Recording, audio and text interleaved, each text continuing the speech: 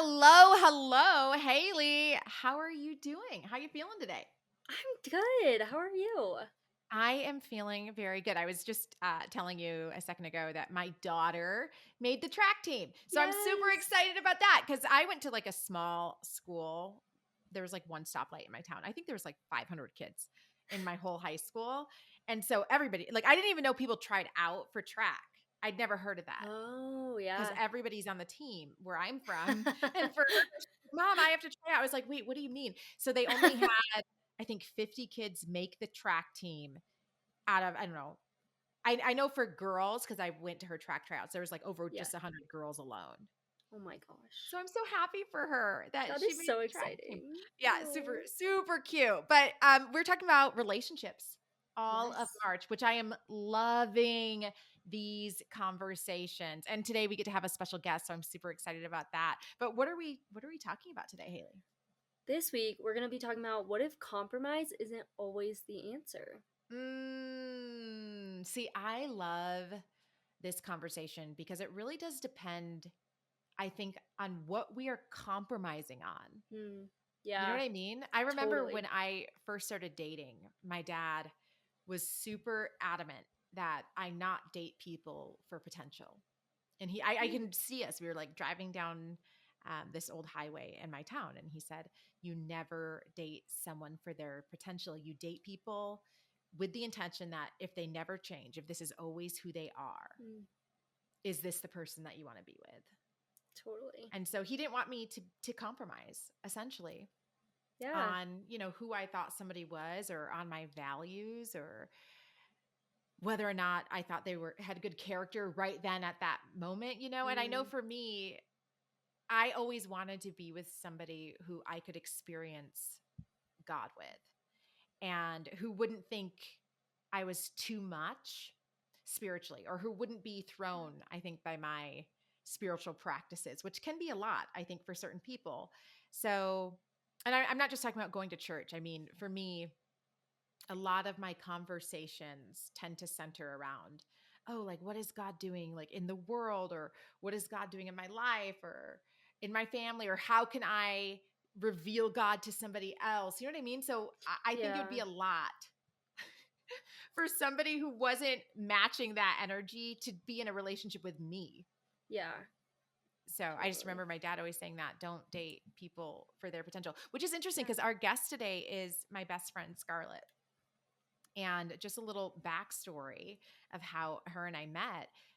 Scarlett's family is Jewish, Okay. and I dated her brother Wait, for, what? yeah, that's how we met. What? Yeah, isn't that funny? I dated her brother for like 3 years, which is so funny because, Oh like, my gosh. now I almost, obviously, I'm so much older now. I never even think about it, but like all of Yeah. my high school years, I dated her brother.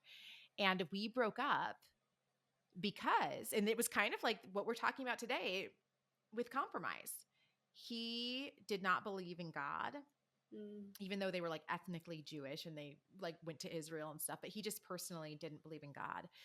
And I obviously did very much. And as I started to get older, at first I didn't care so much when I was younger. But then as I got older, I remember it was my senior year. I think it was like September that we broke up, my senior year, Mm. because I started thinking, like, oh, I'm going to graduate. I'm going to go to college.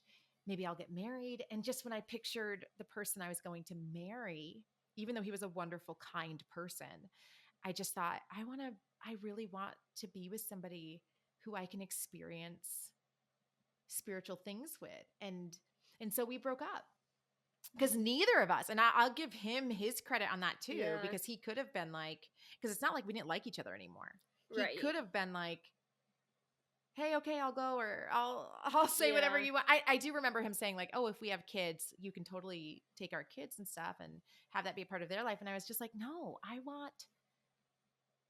really want a husband who values these things too. And I'm going to tell you, Yeah. I am so grateful that I did not compromise, because my Mm. husband and I will say, I think that is, I remember when we were dating and just thinking, oh my goodness, I've never connected with somebody like this before, because we would stay up all night and just talk.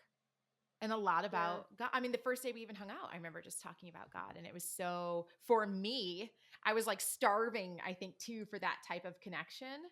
Yeah. Because my best friend, too, Scarlett, wasn't Christian at all. And I Yeah. think at that point, now she's much more open to spiritual things. But back then, I don't even think she was really talking to me about God or anything. So I was really hungry for a Christian community and connection. And so I just remember falling head over heels with my husband Seth. I don't know. Have you ever had to have an experience where you either did compromise and are grateful you did, or you were unwilling to and you're grateful that you didn't?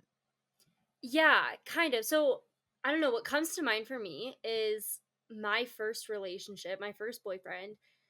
I was like, at this point, I was like a baby believer, is what I would call Yeah. myself. And he said that he was a believer.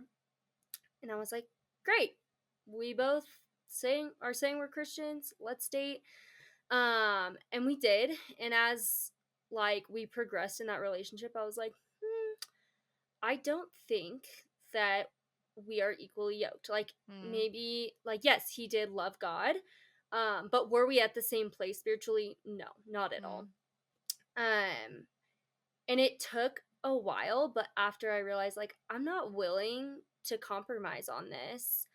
And we broke up, and looking back I'm like, "Oh my gosh, like thank goodness that I didn't compromise for that." yeah. Because when I was in the relationship, it was like, "Oh, but I could just ask him to come to church with me, and I can, ask him to read the Bible with me, but we don't want to force people to do that. Yeah. Like that's not real."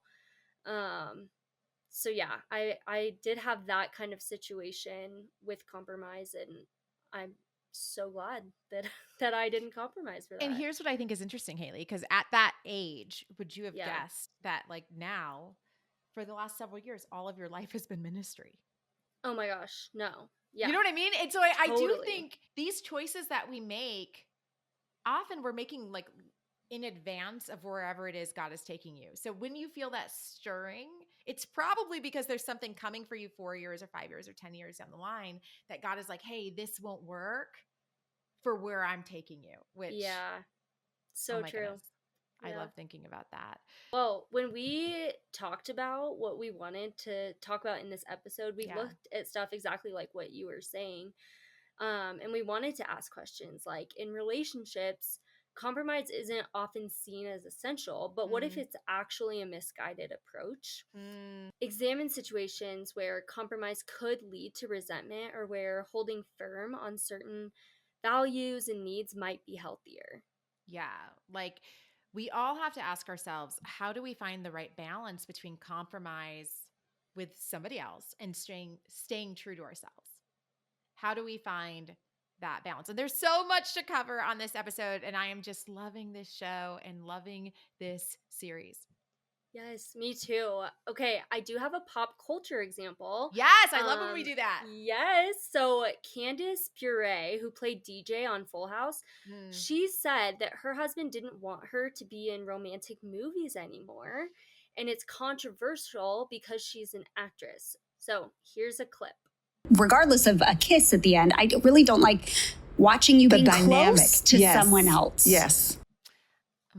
Interesting. So my husband and I have this imaginary conversation all the time where when we're watching movies or sitcoms, he's like, I could never, like, you could not do that. And I'm like, it doesn't, babe, Yeah. I'm not an actress. So nobody's calling. Steven Spielberg is not calling, so don't worry about it. But I always wonder that, don't you? When you're Yeah. watching, like, how does the spouse feel? And because so many Yes. times people do leave their marriages because they fall in love with whoever they were filming the movie Yes. with. Yes.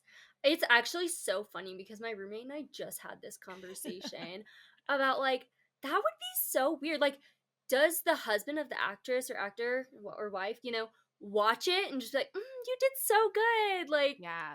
I don't know. It's kind of weird. Yeah, Scarlett, who's we're gonna have on when we talk about submission. So her husband like loves acting, always has, and has been in Okay. some like independent film projects, and has so they've been in that situation when they were Yeah. married, where he had a romantic interest in the film he was shooting, Wow. and I was just like, that is so crazy.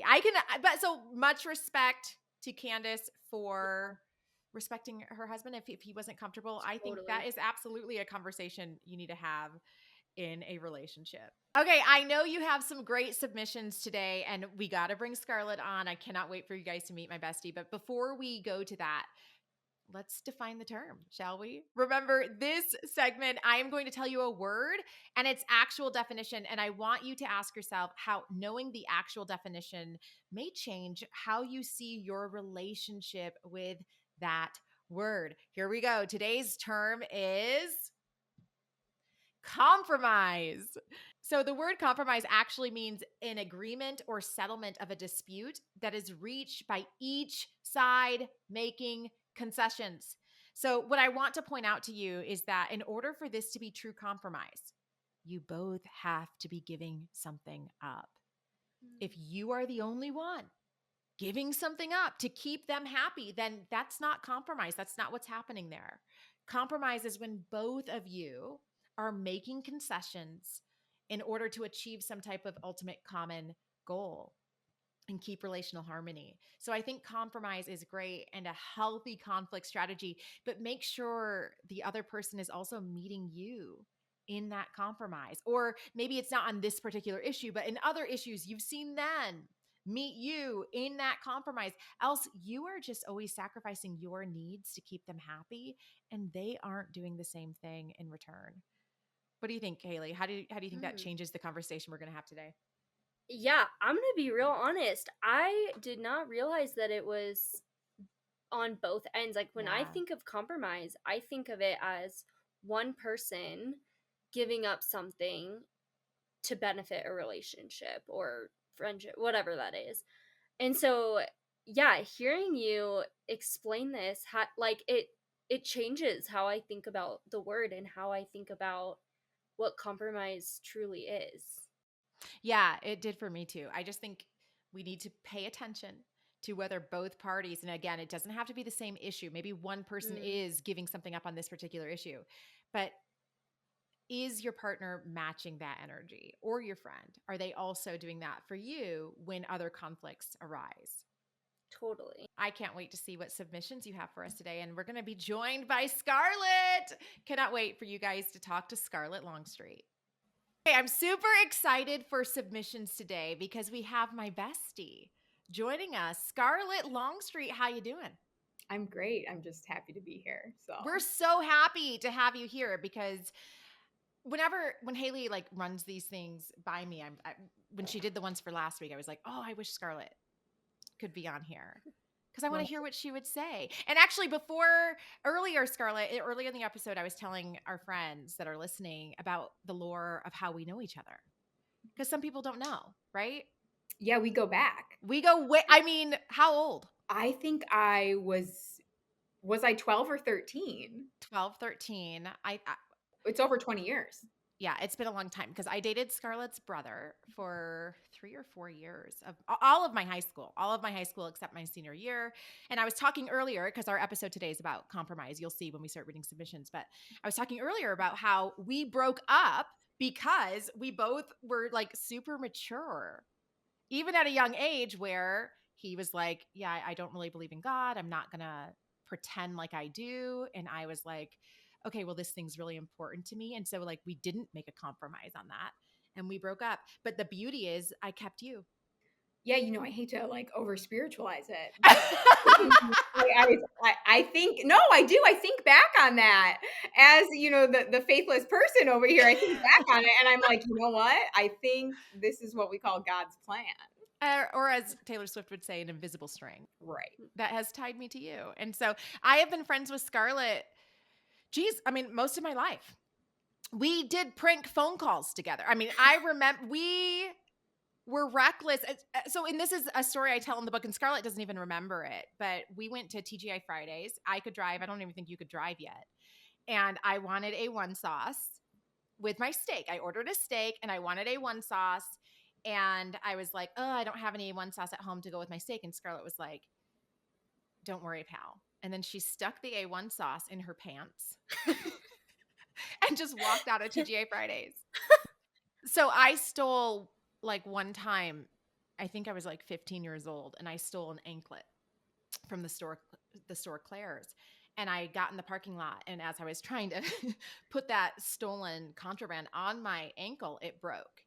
And I went in the car and I cried, and I felt like it was the Lord saying to me, "Don't you ever steal again." And that I ended my life a crime. That was just, like a cheap imported good. So this is why I'm super excited to have Scarlett on, because I can guarantee you we're very different. Although people often say their personalities are similar, but yeah, I feel like we're different. I don't know how to describe it. You'll see as you listen to the way we break down these submissions, or maybe we'll agree. You know what's actually interesting about you and I, Scarlett, is that we are very different, and yet we very often agree. Yeah, I love our relationship because I think it's a great example of how you can kind of quote unquote like reach across the aisle, and we're not as different from other people as one would think, right? Like I think on the surface you might see all these differences even in like maybe spiritually or politically, certainly upbringing and background, but there's so much common ground. Yeah. Where are you spiritually? Spiritually right now, I don't subscribe to any organized religion. I can't Right. see myself ever doing that. But, I believe in a higher power. And whatever that is, does that mean, you know what? I always say, I think that we're just here to love and take care of each other, Mm, everyone, because what's the point? So that's my yeah. spirituality, that we're here Yeah. to love and care for one another. And yeah, that's as far as I am with it right now. Yeah. I was just wondering because I haven't asked you that in a long time. But I think it's interesting because I was on a walk and somebody asked me, "So is Scarlett a Christian?" And I was like, she definitely wouldn't say she's a Christian. I said, "But I know she prays." Yeah, I do. And she's prayed with me. We've gone on prayer walks together. So she's very spiritual. Okay, Haley, I am super excited for these submissions. What did you think as you found them? Oh man, I'm excited to see what you guys think because these are good. They're kind of Okay. juicy. All right, give it to us. I, 36 male, am getting pressured into getting some sort of tattoo because my girlfriend says she feels like she's crazy about me and that I'm just not that into her. She got a tattoo of the GOS location of our first date on the back of her neck. I think that is super amazing and sweet of her, and I've mentioned several times that I love that she did that. However, since she got the tattoo, she continues to tell me that I should get something. Straight up, I don't want to. I already compromised with her and got a couple tattoos with her, but it's not enough. I just got off the phone with her where our conversation eventually went to this subject for like the 10th time. And I tried explaining to her that I don't know if I want to do what she did. Listen, I'm so grateful to have her in my life. We've been through a lot in only 8 months, and I feel like our bond is very strong. But it feels like very often our conversations and general communication end up talking about or discussing her insecurities and how they carry over from her past relationship. Mm, So, this time around, I tried talking about why I don't want to just get some tattoo that has to deal with her, us, or our relationship, and it's starting to feel like I have to, or she's basically asking me to prove my love to her. I mm. honestly wish she didn't get this tattoo, even though it's super awesome. Even though it's super awesome of her, and I'm grateful she made such a grand gesture, it's just becoming an issue. And I feel like if I don't do this, it will bring our relationship to an end. She wants me to get a tattoo, but I don't want to.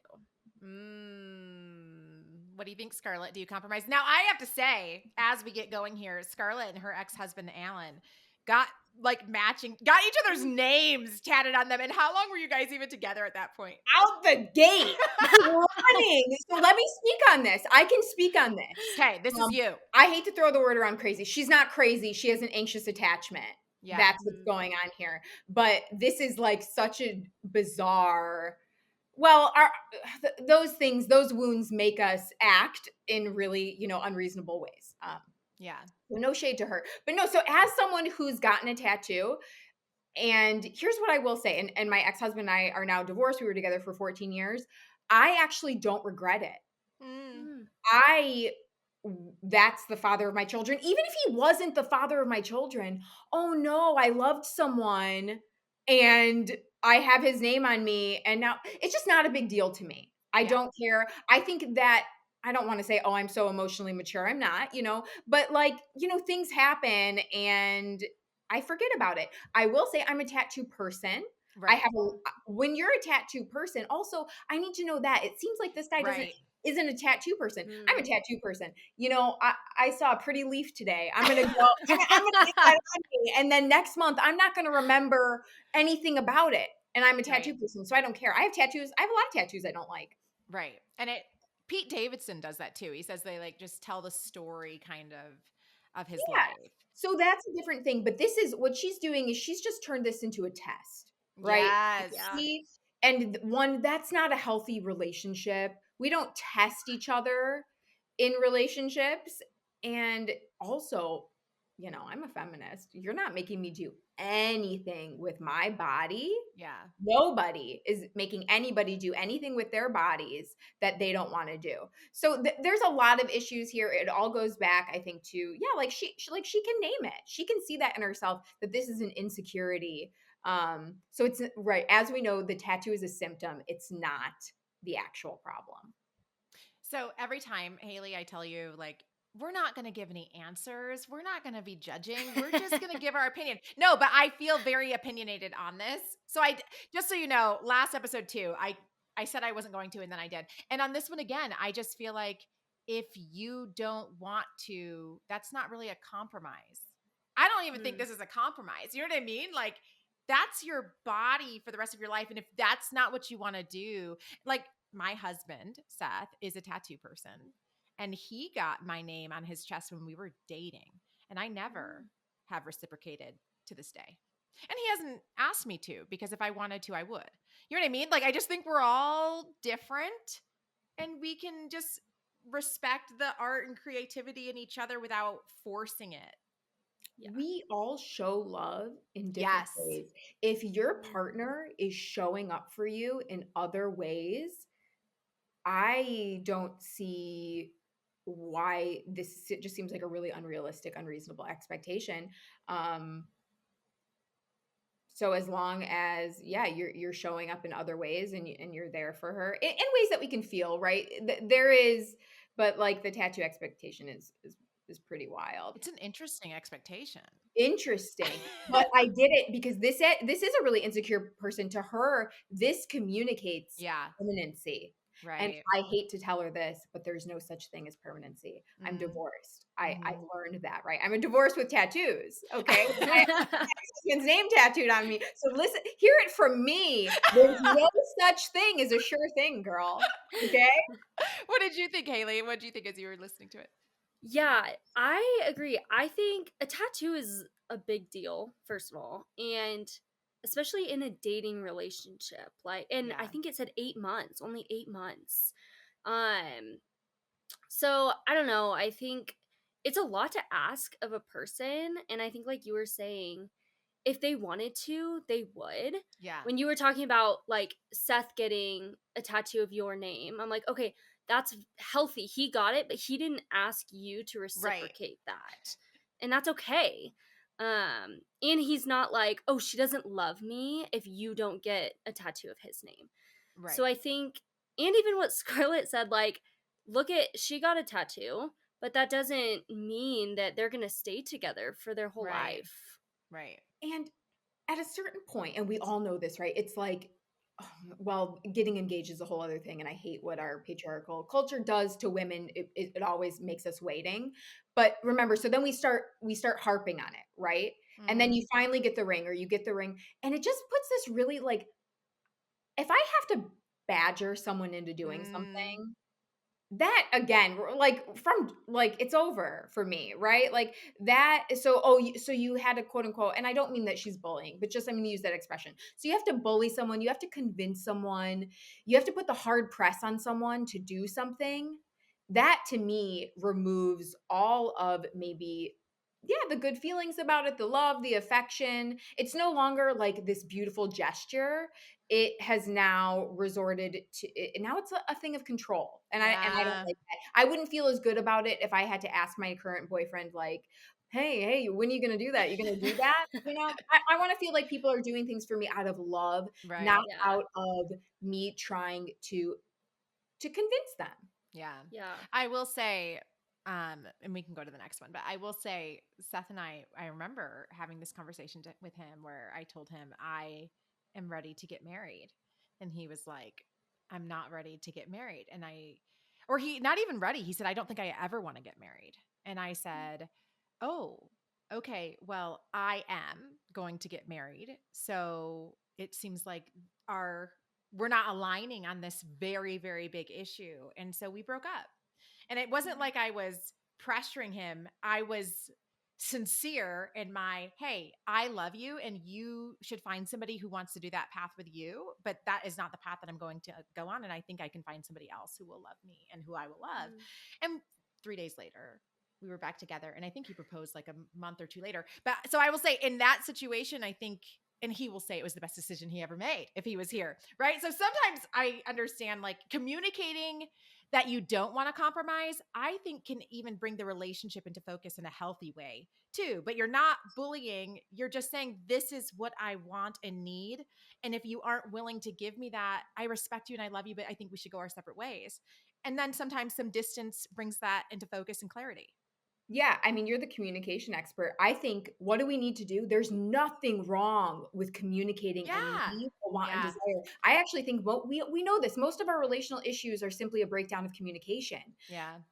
So there's nothing wrong with her communicating it once or twice, right? Like, state your needs, state your wants, state your desires. No shame in that whatsoever, and then step back Step back. and not with the pressure, right? Release the pressure, and then you make a decision that works for both of you. But yeah, I always encourage people, like, oh, there's nothing wrong with stating Yeah. what you want. You should. Yeah. All right. What's the next one, Haley? I, 28 male, have been in a relationship with my now ex, 26 female, for about 2 years. When we first started dating, we both agreed on a shared vision of the future, settling down, focusing on careers, and eventually starting a family. A few months ago, she told me she had a change of heart.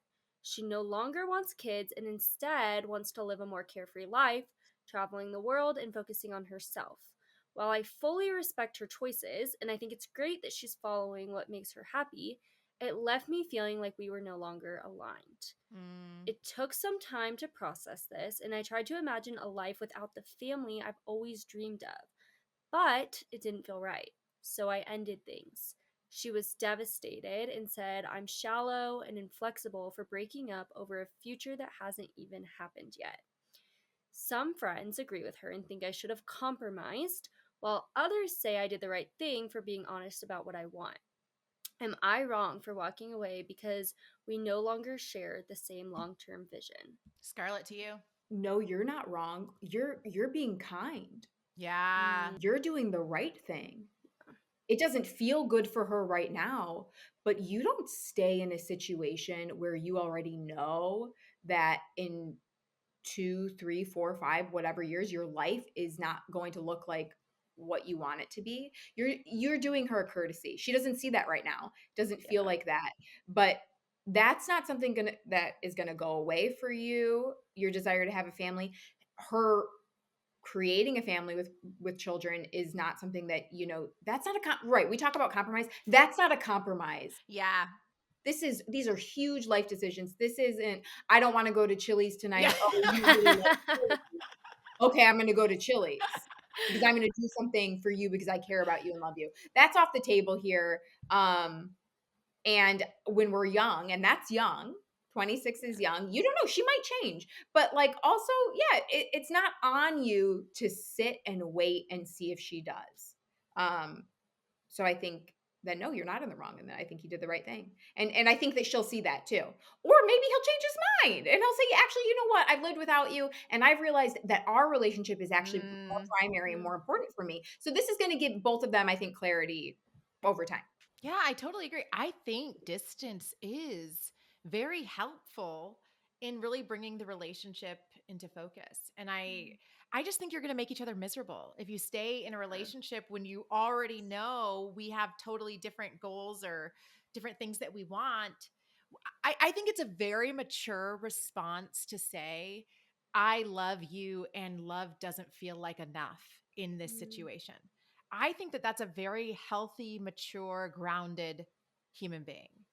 And so I think only our emotions, when, your amygdala gets fired up and you're not thinking clearly anymore, would you think that somebody, what did he say that she was saying about him, that he's Being inflexible. inflexible? I don't feel like, because, and here's the thing, like, and I think Scarlett and I, because we're moms and we know how all encompassing that is, like, nobody should have kids who doesn't want kids.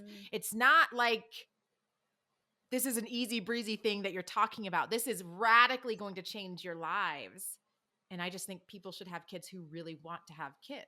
Yeah, I don't think it's something that's even a compromise. I mean, this is such a big deal. Yeah. Like, yeah, what you were saying, kids are a huge deal. And I don't know, it's just like, maybe it was a heat of the moment thing where she's like, you're being so inflexible with me right now. But I think, like Scarlett said, over time, she's going to realize, like, they need to go their separate ways. If she doesn't want kids and he does, they need to go be with someone who wants what they also want. And this is us not giving you any answers, folks. Yeah. This totally impartial jury here. No bias here. We don't have a dog in this fight. One way or the other. You do what the spirit compels. Okay, wait, I have to ask you this, Haley. Yeah. Would you marry somebody who didn't want to have kids? No. Okay. Even if you loved him and he was really in love with you and they said, I don't want to have kids. I think it's hard. Like, that situation would be so hard because I've never been in that situation, But, like, from the outside, without having been put in that position, I don't think I would, because it is such, like, that is a huge desire for me. So I don't know if I would even, like, go into dating someone who was like, yeah, I don't want kids. Yeah. Ladies and gentlemen, this is a date one question. Yeah. I don't know why this couple is even acting like this is a radical. This is for me, this is a date one question. And it's not, I'm not putting pressure on you. That is just a deal breaker in not a negative way. Yes. Oh, this is a core part of my future. This isn't a weird thing to break up over. This is what we call a non-starter when you're not in alignment over this. So it's unfortunate that this change has happened later in the relationship, but this is a no-brainer. This is actually so cut and dry. Like, I don't even, it's for him to decide, whether or not he wants to have a life with or with children. And okay, Scarlett, I had so much fun with you today. Can I ask you a question while the mic's on and the camera's on? I feel like I'm setting you up right now. I want you to come back. Can we do this again next week? I'd love to. Okay. Don't forget to send your submissions to Haley if you want us to discuss whatever situation or professional decision you're trying to ask yourself, am I wrong in this situation? Haley, how do they contact you? They can email me at whatifimwrongpod@gmail.com. whatifimwrongpod@gmail.com. Who knows? We may be talking about your submission next week. I want to close every episode with a segment I call Day in the Bible. And this is where I share something I have learned in Bible study with you that will beg the question, what if I'm wrong about how I have been reading or thinking or explaining this Bible passage? And today we are going to look at one thing in the Bible that I don't think we are supposed to compromise on, like, at all. And it's keeping the covenant of Christianity. And what does that actually mean? What does it mean to keep the covenant? Okay, here's what I want you to understand. The covenant is to love God and love other people. I told people on my Friday Night Light newsletter, by the way, you can subscribe for that. Go to heatherthompsonday.com, subscribe for the newsletter. We send it out every single Friday night at 7 p.m. Eastern Standard Time. I told people that John 15:1-2 reads, I am the true vine, and my Father is the gardener. Every branch in me that does not produce fruit, he removes, and he prunes every branch that produces fruit so that it will produce more fruit. Verse 4 continues, remain in me and I in you, just as a branch is unable to produce fruit by itself unless it remains on the vine. Neither can you produce fruit, Christian, unless you remain in me. So what does it look like to remain in Christ? Verse 10 tells us by saying, if you keep my commands, you will remain in my love. Well, what are the commands that we are supposed to keep? Verse 12 answers this question by saying, "This is my command, love one another. As I have loved you, love one another. Love God, love each other." These are the commands that we have to keep as Christians. John 13:35, "By this, everyone will know that you are my disciples if you love one another." Here is the word that's on my heart for all Christians in 2025. Any voices that call you into hating even your enemies are not of God.